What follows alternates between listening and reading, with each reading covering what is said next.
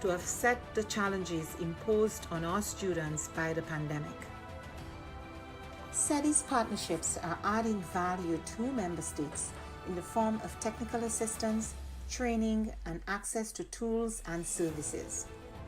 In partnership with leading private sector institutions, we offered micro, small, and medium enterprises access to online tools and training, increasing their visibility and participation in e-commerce, a key to their survival and growth in the pandemic and post-pandemic era. A new OAS SETI Facebook initiative provided 85,000 MSMEs across the region with capacity building opportunities and WhatsApp business tools to aid response, recovery, and resilience building. The Caribbean Small Business Development Centers program achieved real impact, supporting new businesses, expanding sales, and driving growth. A new network of Caribbean SBDCs will broaden the program's reach.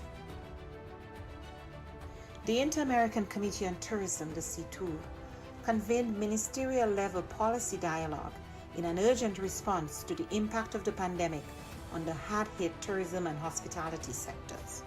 Policymakers and experts discussed biosanitary protocols, travel and visa facilitation, among other critical areas for the sector's recovery. Partnering with the George Washington University and the U.S. Bureau of Indian Affairs, we went ahead with the scheduled first Indigenous Tourism Forum of the Americas, pivoting to a virtual format and convening over 240 participants from indigenous communities, the private sector, and governments. SETI also integrated sustainable development practices in the COVID-19 response.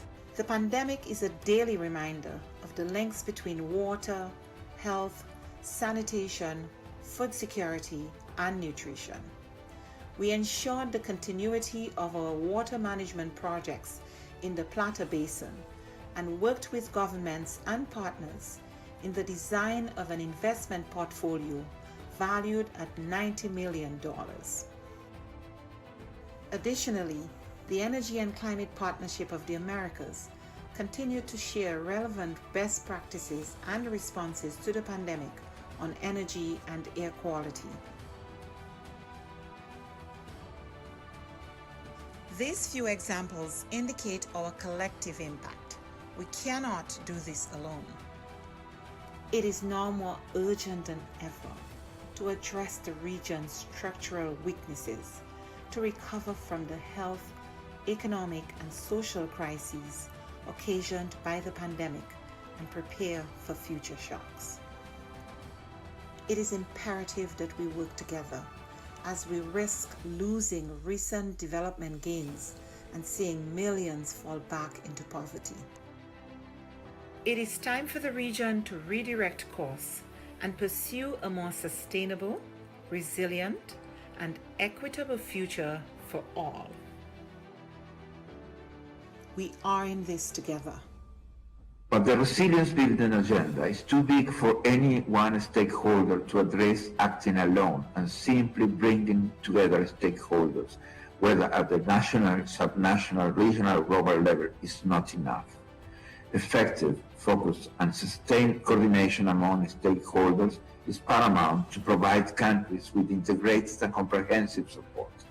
The OAS, as a hemispheric forum and honest broker, must continue to facilitate this process while we work with member states towards the attainment of the 2030 Sustainable Development Agenda.